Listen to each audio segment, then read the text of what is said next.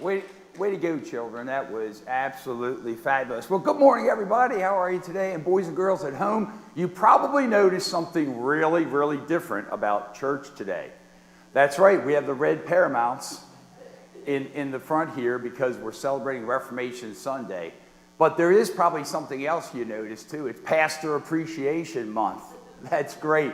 You know, it kind of reminds me of my wife's, birthday. Pearl's birthday is October, so it's like the whole month is her birthday month. But at any rate, okay. And you probably noticed something else. That's right. You like my new hairdo? Looks good, doesn't it? So listen, here's the problem, though.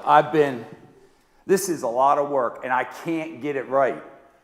It took me hours and hours to try to get these curls just right.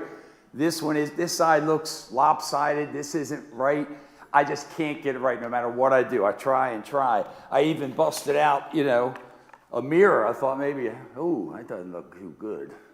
And I was trying to tease it. I can't get it right. So you know what? I'm just going to set myself free from this because this is what I really like to look like.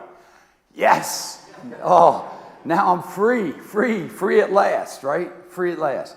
That's the theme of our sermon this morning, our children's message, being free at last. Why are we free? If you remember last week, we talked about the blind man who was sitting by the roadside and he was blind for who knows how long. Jesus set him free because he healed him and then he could see. We were set free by the life, death, and resurrection of Jesus. He suffered and died on the cross for us to set us free so that we don't have to worry about sin anymore. Because you see, it's kind of like my wig. See, sin is kind of like my wig. We can never get it right. We try and try to please God, but we're always a slave to sin because sin just doesn't allow us to do the right things. Like this, boys and girls. How many of you have maybe at some point in time not quite listened to mommy and daddy at home?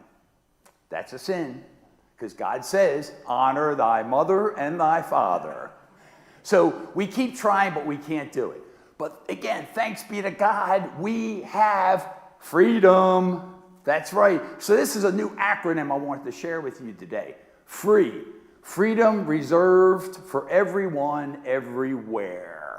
That's right. You see, because of what Jesus did on the cross, everyone has the benefit of this. Everyone in the entire world, no matter where they live, no matter who they are, this freedom is reserved for them.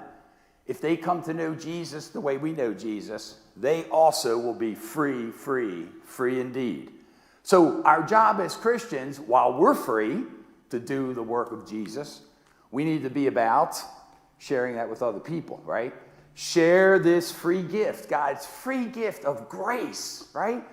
That God's riches at Christ's expense, that free gift of forgiveness that we need every day. Because again, remember, all the wages of sin is death. So none of us are perfect. None of us get it right. We're free.